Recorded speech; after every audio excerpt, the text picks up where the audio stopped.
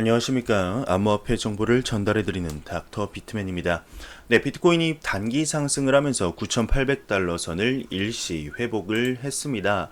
네, 그러면서 외신에서는 비트코인 주요 지표가 장기 상승 가능성을 나타내고 있다고 하는데요. 네, 암호화폐 전문 미디어 코인텔레그래프가 최근 비트코인의 변동성 그리고 해시레이트 기관들의 반응 모두 비트코인이 여전히 장기 상승 채널 중에 있음을 나타내고 있다 진단을 했습니다. 네, 이와 관련해 미디어는 최근 한 달 비트코인의 변동성이 잦아들면서 기술적 분석 관점에서 9,000달러의 지지선과 11,000달러의 저항선이 더욱 명확한 기준이 되고 있다며 일반적으로 변동성이 낮은 수준까지 떨어진 후 큰 폭의 상승이 발생한다고 설명을 했습니다. 네, 또한 해시레이트도 지속적으로 역대 최고치를 경신을 하고 있고 벡트와 CM이 모두 장외거래 시장에서 활발한 움직임을 보이고 있다고 하는데요. 네, 이는 장기적으로 지속적인 상승을 할 것으로 나타내고 있습니다. 네, 그러면서 미 유명 트레이더는 비트코인이 네 번째 파라볼릭 상승 포물선에 진입을 했다 언급을 했는데요. 작년 암호화폐 하락장을 예견했던 미국의 유명 암호화폐 트레이더 피터 브란트가 최근 트위터를 통해서 비트코인이 네 번째 파라볼릭 상승 포물선에 진입한 가능성이 나타나고 있다고 언급을 했습니다. 네, 그러면서 지금은 어쩌면 비트코인을 매입하기 가장 좋은 시기라고 진단을 했는데요. 네, 정확히 말하면 이제 파라볼릭 SAR 지표라고 합니다. 네, 포물선을 나타내는 단어인 파라볼라에서 변형된 단어인데요. 네, SAR이라는 것은 Stop and Reversal의 약자로서 이를 번역하면 정지 또는 반전이란 뜻입니다. 네, 지표로서의 역할이라면 역시 추세 반전을 예고하는 듯한 느낌이 들죠. 네, 즉 포물선의 형태의 시작적인 정보로 추세 반전을 예고하는 보조 지표가 되겠습니다. 네, 과연 이 파라볼릭 상승 포물선 진입이 암호화폐 시장에 어떠한 소식을 전해다 줄까요? 네, 실제로 현재는 상승을 하고 있는데 네, 이 상승이 지속이 되었으면 좋겠습니다. 네, 베네수엘라 비트코인 주간 거래량이 사상 최고치를 또 경신했다고 합니다. 네, 암호화폐 전문 미디어 코인텔레그래프가 암호화폐 리서치 업체 코인댄스의 데이터를 인용해서 지난 한 주간 베네수엘라 비트코인 거래량이 다시 한번 사상 최대치를 경신했다고 하는데 네, 이러한 기사들도 뭐 나오고 있습니다. 토큰게이저의 경우 이제 비트코인의 주요 거래소 거래량이 지속적으로 또 감소 중이다 이렇게 언급을 하면서 피터 시프의 경우는 비트코인이 용수철에 비유되는데 이것은 부적절하다. 비트코인은 내재 가치가 없다 언급을 했습니다. 네, 2008년 글로벌 금융 위기를 예측한 것으로 유명한 피터 시프는 최근 트위터에서 비트코인을 용수철에 비유한 것은 적절하지 않다. 용수철은 실제 존재하는 금속으로 만들어졌으며 용도가 있다. 하지만 비트코인은 전혀 그렇지 않다라고 비판을 했습니다. 네, 이는 이제 월스트리트 출신 유명 암호화폐 투자자이자 분석가죠. 맥스 카이저의 트윗을 반박한 말인데요. 네, 지난 8월 26일 맥스 카이저는 본인의 트위터에서 비트코인은 더 높이 튀어오르려는 용수철과 같다 언급을 했습니다. 네, 한편 피터 시프의 비판에 일부 트위터 유저는 장난하냐? 네, 그럼 인터넷도 금속으로 만들어진 것이 아니니 가치가 없는 것이 아니냐? 모두들 와서 봐라. 늙은이가 옛날 이야기를 하고 있다. 네, 굉장히 엿보려고 좀 재밌는 네, 이런 대답이죠. 네, 정말 근데 내용만 보게 되면 말도 안 되는 내용입니다. 뜬금없이 용수철이 진짜 금속이다가 무슨 말인가요? 네, 그러니 트위터 유저가 장난하냐라는 말을 한 것이죠. 네, 피터 시퍼의 경우는 비트코인이 주식보다 이제 더 폭락을 한 것을 보고 안전자산으로는 부적합하다 언급을 했었는데, 네, 과연 어떻게 될지 암호화폐 시장 정말 발전을 멈추게 될지 한번 보도록 하겠습니다. 네, 누구의 말이 맞을지는 시간이 알려주지 않을까요? 네, 한편 이제 미 유명 벤처 투자자의 경우는 암호화폐 산업 환경이 갈수록 험난하다 언급을 했습니다. 네, 미국 유명 벤처 투자자 아리아나 심슨이 본인의 트위터 계정을 통해 오늘날 암호화폐 산업 환경은 과거에 비해 훨씬 험난해졌다면서 네, 상위 블록체인 프로젝트를 해킹해 얻을 수 있는 수익이 수억 달러까진 아니더라도 수천만 달러에 달하며 해킹 시도도 날로 증가하고 있다 언급을 했습니다. 네, 동시에 프로젝트에 대한 개발자 기대는 비트코인이나 이더리움이 출시됐을 때보다 훨씬 높아졌다고 언급을 했는데, 이들은 기존 블록체인 프로젝트가 선보인 기술력을 기반으로 더 나은 프로젝트가 나오길 기대하고 있다고 합니다. 새로운 프로젝트들은 보다 복잡한 구조를 가지게 될 것이고, 이로 인해 취약성과 많은 버그들이 발생하게 될 것이라고 언급을 하는데요. 또한 해커들은 해당 프로젝트들의 취약성 및 버그를 호시탐탐 노리고 있다 언급을 했습니다. 현재는 암호화폐가 성장하는 단계이니만큼 버그 및 해킹의 다른 산업에 비하여서 취약한 모습을 보여주고 있는 것은 사실이죠. 하지만 아직 그렇다고 끝났다고 보기는 힘듭니다. 이러한 버그들이 시간이 갈수록 점점 더 대처가 나아지고 있고, 해킹에 관한 이런 보안 시스템, 보안 수준도 점점 업그레이드 되고 있습니다. 계속해서 업그레이드하고 보안에 신경을 써서 좀 더 안전하고 건강한 암호화폐 시장이 되길 바라겠습니다. 코인 마켓캡이 암호화폐 시가총액 순위 계산법을 업데이트했다고 합니다. 세계 최대의 암호화폐 시황 중개 사이트인 코인 마켓캡이 공식 블로그를 통해서 코인 마켓캡에서 집계되는 암호화폐 시가총액 순위의 계산법을 보다 공정하고 업데이트한다고 이렇게 공지했습니다. 공지에 따르게 되면은 코인 마켓캡은 향후 일정 조건을 만족시키지 못하는 암호화폐 프로젝트를 상위 200위권 순위에서 제외시킬 예정이라고 하네요. 그러면 코인 마켓캡에서 가격 한번 보고 가도록 하겠습니다. 지금 메이저 탑10 코인들 전반적으로 상승하는 모습을 보여주고 있습니다.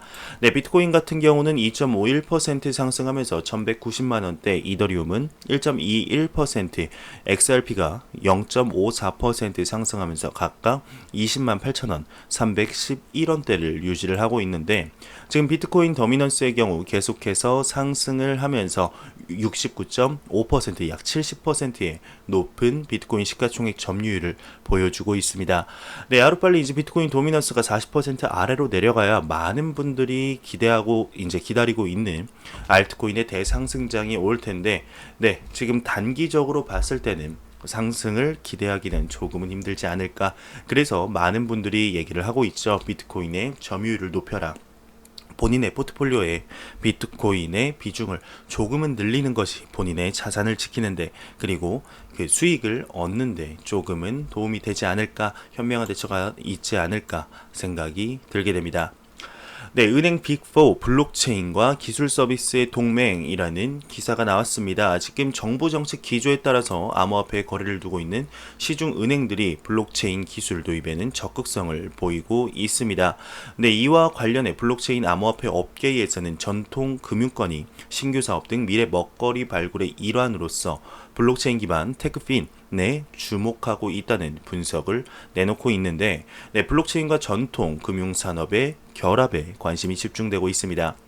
4대 시중 은행이 블록체인사의 러브콜을 계속해서 보내고 있다는데요. KB국민은행은 블록체인 기술 기업 아토릭스 랩과 이제 디지털 자산 커스터디 서비스 개발에 나섰죠. KEB 하나은행 역시 카사코리아가 함께 금융 소비자와 스마트 컨트랙트를 기반으로 상업용 부동산 관련 자산 유동화 증권 등을 보다 안전하고 간편하게 사고 팔 수 있도록 서비스를 개발하고 있습니다.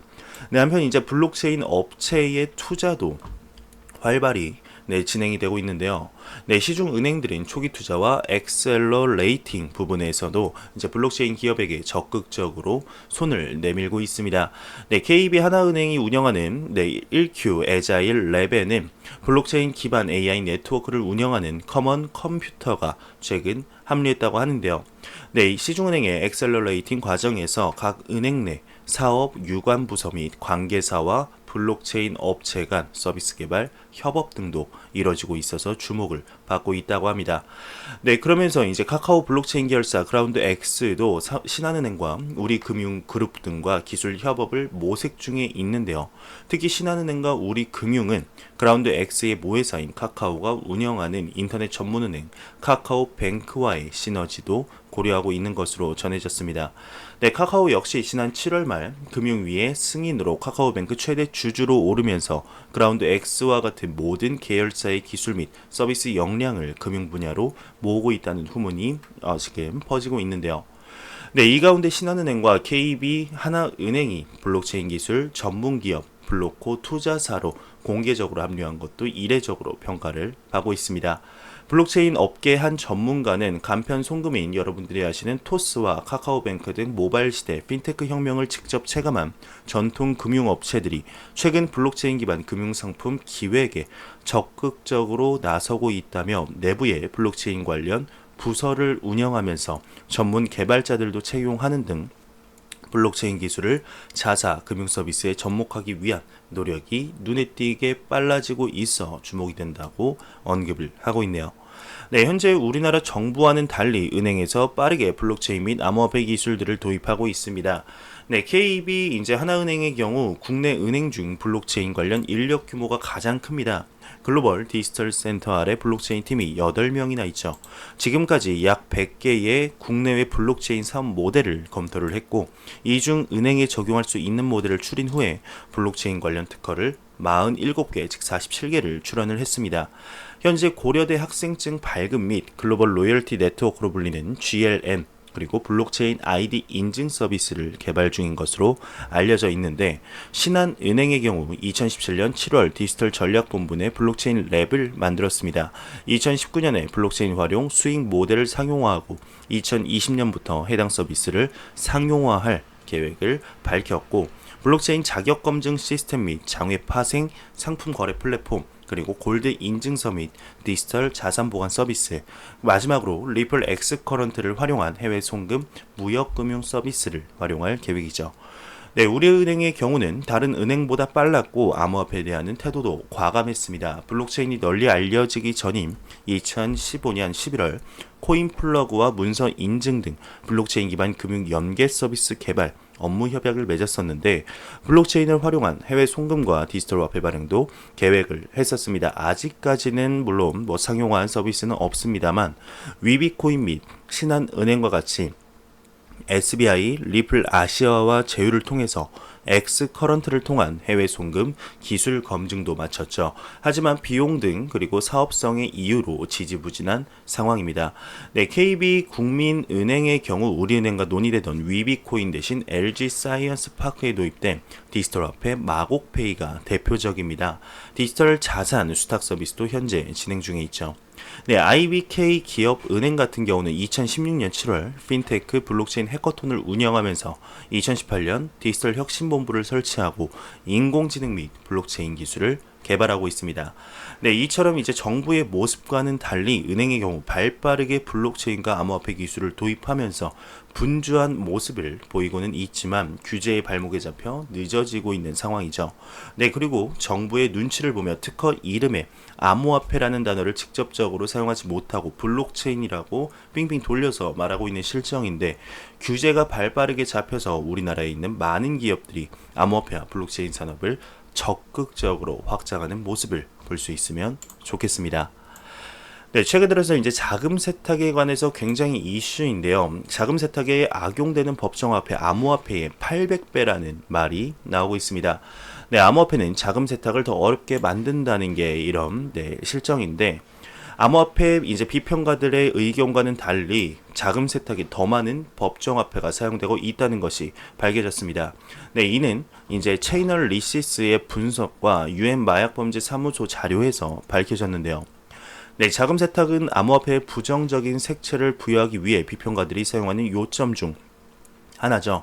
네, 암호화폐와 관련된 거래의 익명성은 많은 사람들로 하여금 그것이 범죄자들의 손에 유용한 도구가 될 것이라고 생각을 하게 만들었습니다. 네, 바로 최근 스티브 무누신 미 재무장관이 비트코인과 다른 암호화폐가 범죄자들에게 이용당하고 있다 주장을 했는데, 비트코인 같은 암호화폐는 사이버 범죄, 탈세, 강탈, 랜섬웨어, 불법 마약, 인신 매매 등 수십억 달러의 불법 행위를 지원하기 위해 악용되고 있다. 이건 정말 국가 안보의 문제다. 언급을 했습니다. 네, 이 진술은 언뜻 보기에는 그럴듯해 보이죠. 법정화폐의 통계와 비교해 볼 때 다른 결론이 나타나게 됩니다. 네, 법정화폐와 암호화폐 돈 세탁 통계의 비율은 800대 1인데요. 즉 비트코인의 1달러당 법정화폐 800달러가 세탁된다는 의미입니다. 네, 위의 비율은 암호화폐 데이터 스타트업 메사리의 문우신의 성명 이후에 행해진 연구 결과로서 발표가 되었는데요. 네, 메사리에 의한 이러한 결과는 전통적인 현금, 즉 화폐, 법정화폐가 범죄자들이 사용하는 지배적인 거래 수단으로 남아있는 유로폴의 주장과 일치하게 됩니다.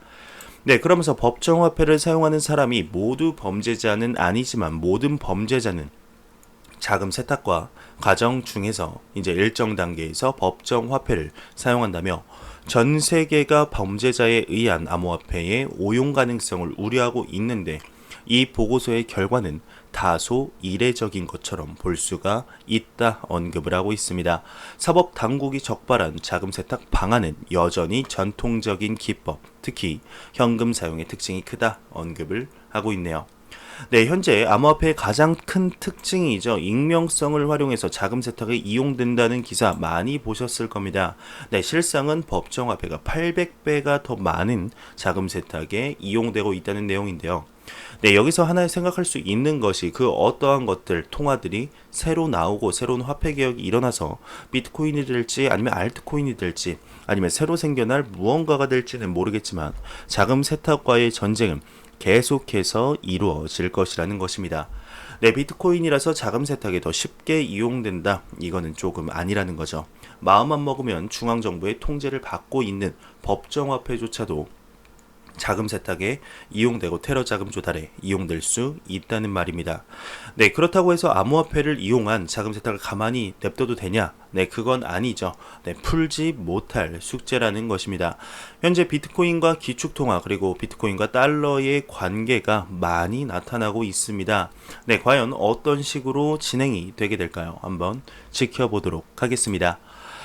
네, 매일같이 나오는 리플의 소식이 오늘도 나왔습니다. 리플 유럽연합인 VP가 리플렛 6개 대륙 40개국으로 확대가 되었다 언급을 했는데요. 라이트에 의하면 북미, 라틴 아메리카, 유럽, 아프리카, 아시아 등에 대해서도 벌써 리플렛에 의한 송금 경로를 확립하고 있으며 최근에는 캐나다와 나이지리아에 있어서의 송금 경로를 새롭게 개설했다 이렇게 덧붙였습니다.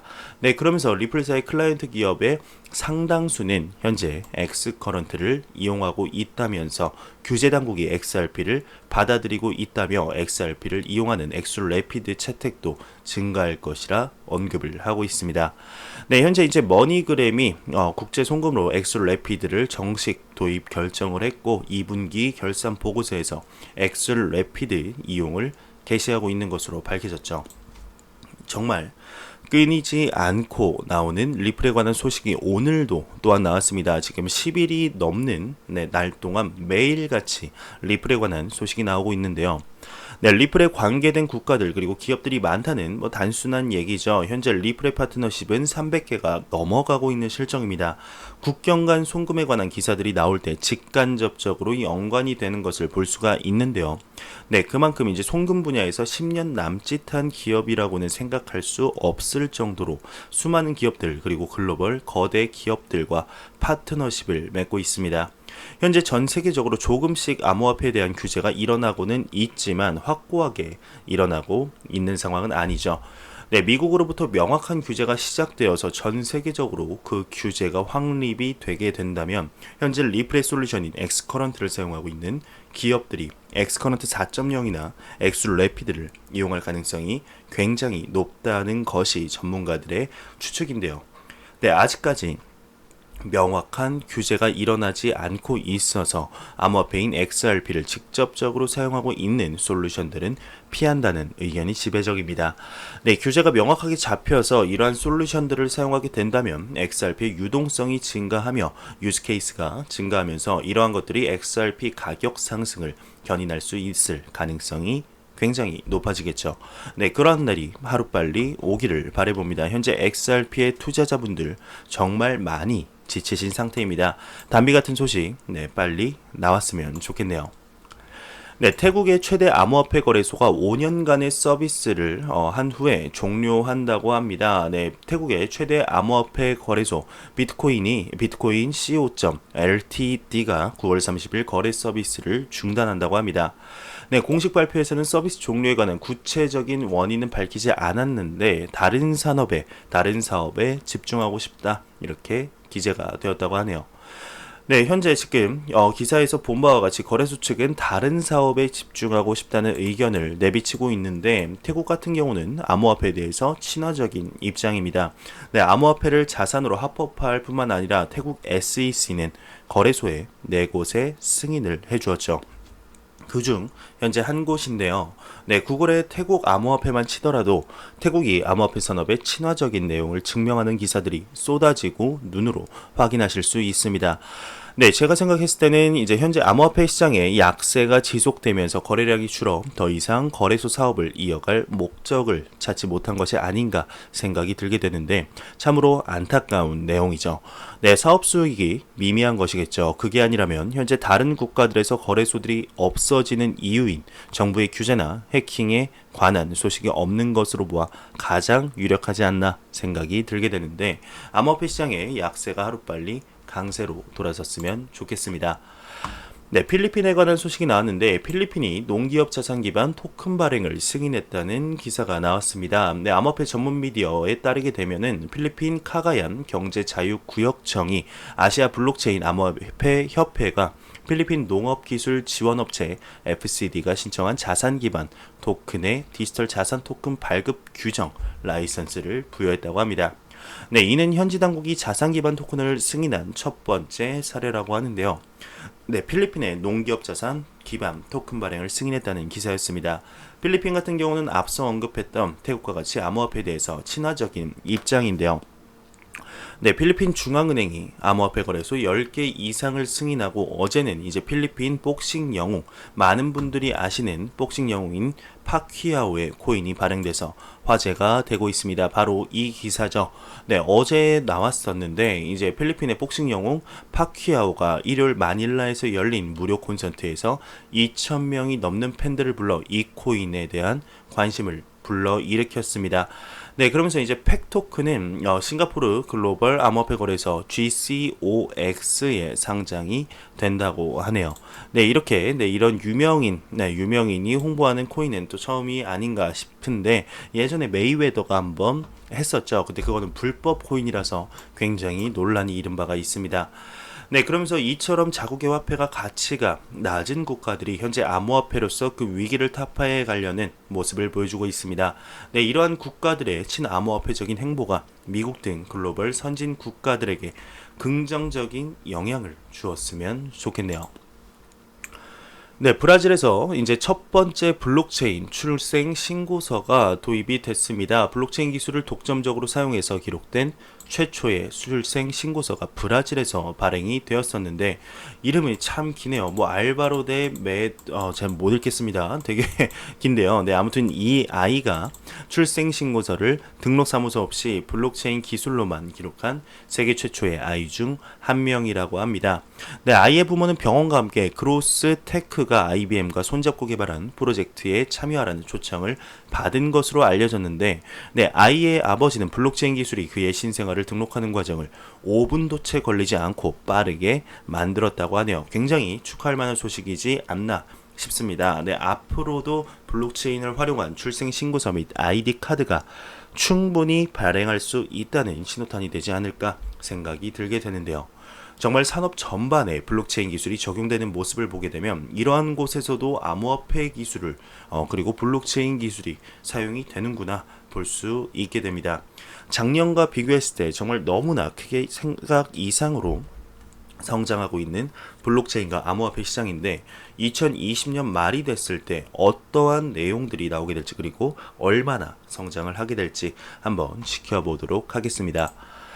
네, 비트파이넥스가 시스템 업그레이드를 시작했는데 서비스를 일시적으로 중단했다고 합니다. 미국계 암호화폐 거래소 비트파이넥스가 방금 전 공식 트위터를 통해서 예정된 시스템 업그레이드를 진행하면서 플랫폼은 약 2시간에서 3시간 동안 서비스를 일시 중단한다고 이렇게 공지를 했네요.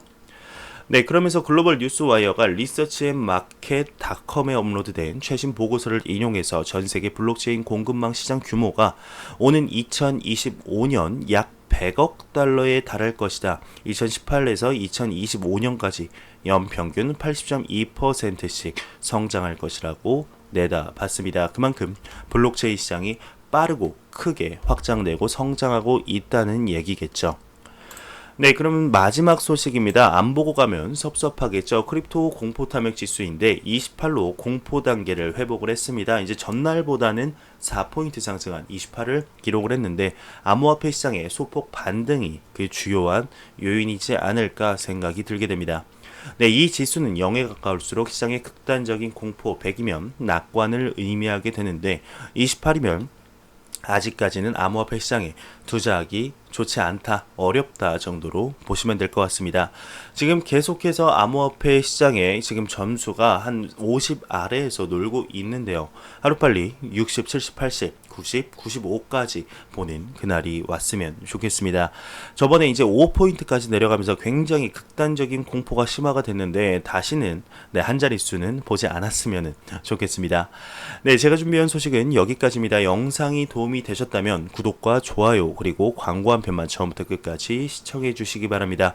이 채널은 오직 광고 수익으로 운영이 되게 됩니다. 항상 영상 시청해 주시는 시청자분들, 구독자분들 너무나 감사합니다. 저는 다음 영상으로 찾아뵙도록 하겠습니다. 지금까지 닥터 비트맨이었습니다. 감사합니다.